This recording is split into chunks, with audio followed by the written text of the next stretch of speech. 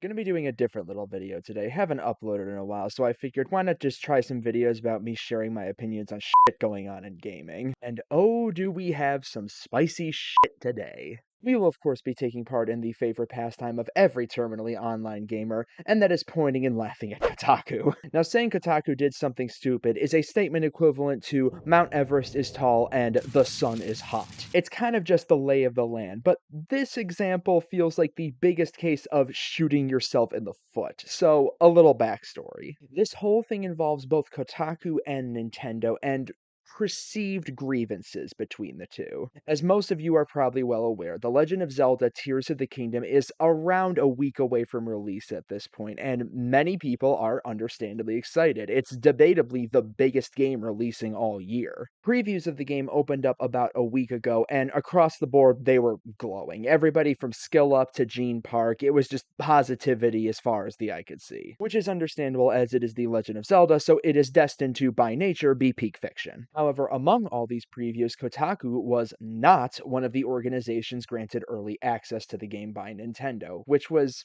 sounded off on Twitter by one of Kotaku's senior reporters, Ethan Gatch. To quote him, "It's preview day for Zelda Tears of the Kingdom, a huge game I would love for Kotaku to be able to inform its millions of readers about firsthand. Unfortunately, Nintendo still has it blacklisted from advanced coverage, a move I would argue is both unprofessional and coercive." Basically, he's upset that Nintendo told Kotaku to fuck off and they don't want anything to do with them. Now, I don't think we know 100% for certain when exactly Kotaku was blacklisted by Nintendo, but it's very near universally accepted to be the result of Kotaku publishing an article about a year and a half ago around the release of another big Nintendo game, Metroid Dread. The article was titled, "Metroid Dread is already running on Switch emulators." Yeah, but you can guess why Nintendo wasn't happy. Basically, they were talking about how Metroid Dread was already running on emulators and how good it was running on emulators specifically, which not exactly the smartest move to pull when referring to emulating a game for free that just released at the time you put out the article. Like, I'm even looking at it right now, and this article was literally published the day after Metroid Dread released, and they're talking about emulating it. And they had to add not just one, but two addendums saying, "Look, guys, we don't support emulating brand new games."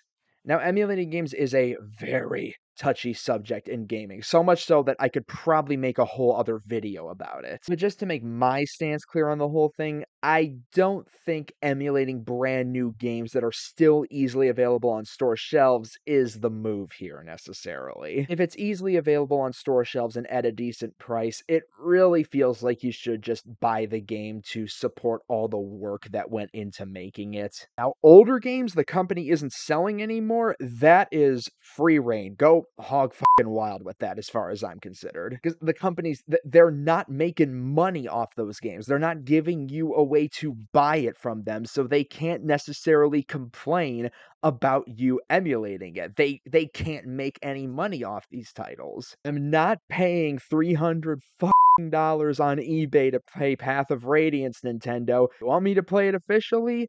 Sell me the goddamn thing. Looping back around, yeah, the Metroid article is very likely why Kotaku is blacklisted, and they're not happy about it. But how does this all tie into Tears of the Kingdom necessarily? It's a story so dumb, it's of course a Kotaku story. So if you hadn't heard, Tears of the Kingdom suffered a massive leak a few days ago. Like, the files are on the internet level of leak. This isn't like when Pokemon leaks every time a few weeks before release just to show everybody the whole Pokédex. This isn't even like when The Last of Us 2 leaked around 3 years ago, showing a ton of cutscenes and major gameplay footage online. I think it was like 2 months before that game came out. Tears of the Kingdom's entire game is online. Like, if you can find a way to access the files and get it running through a proper emulator, you can play the game right now, and it doesn't come out for a little over a week still. Granted, it doesn't run best. It is an unreleased game running on emulators with no patches or updates, but still, people are playing it before it officially launched, and understandably, Nintendo is not happy about that.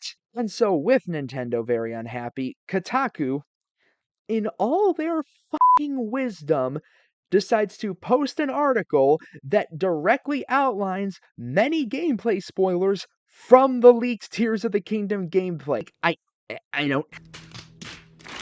And it's legit too. This article goes into a lot of stuff from the gameplay spoilers of it. Like when I posted about it on Twitter, Blacklist, another YouTuber, actually replied to my post saying he played about 2 hours of the leaked game and he still saw a big spoiler in the article in like the first couple of lines. So there's some substantial pieces here in this article. So when you combine this whole situation on top of the statement Ethan Gatch said about a week ago, yeah, it makes Kotaku look like the entire goddamn circus. Like, you complain about Nintendo blacklisting you, and then you go and post an article that anybody with a functioning brain could tell you would upset Nintendo and get you blacklisted. Like, what are you expecting? Now, I could totally believe Kotaku just posted this article out of spite, especially given what Ethan Gatch said was so recent.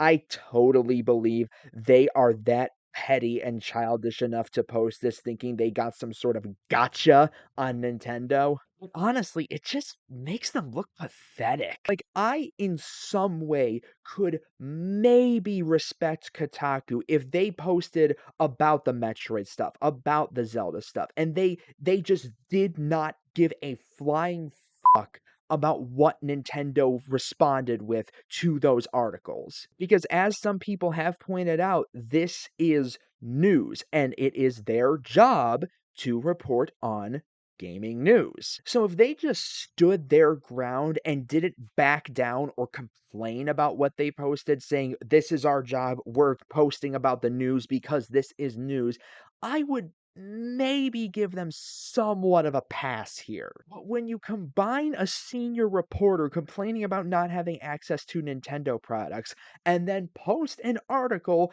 that would get you access to Nintendo products revoked, you're just shooting yourself in the foot here. You're just making your whole organization look like a big ass. If you do something that you know would obviously make them unhappy, you don't get to throw a fit when they're unhappy about it. It really just hammers home why Kotaku is such a joke in games media. It's why memes like this exist and float around all the time, because nobody takes them seriously. They never attempt to improve their integrity and would just rather go about their ways and then be upset when someone calls them out on those ways. They're like the walking prime example of why so many active online gamers don't trust outlets like them. Kotaku, IGN, GameSpot. It's why they don't follow them or make fun of them all the time. You pull shit like this on a consistent basis, people aren't going to take your word at face value or take you seriously. I may do a whole video about games media in the future because Lord knows I would not be lacking in material. But I mainly just wanted to make this video just so I could tell Kotaku, you need to shut the fuck up and get your shit together. I mean, you won't. You will keep doing this till the day your company goes defunct, but hey, I guess better to stick to your own ways than listen to people actually trying to tell you how to do things better. Games media wonders why standalone YouTubers are trusted more than they are.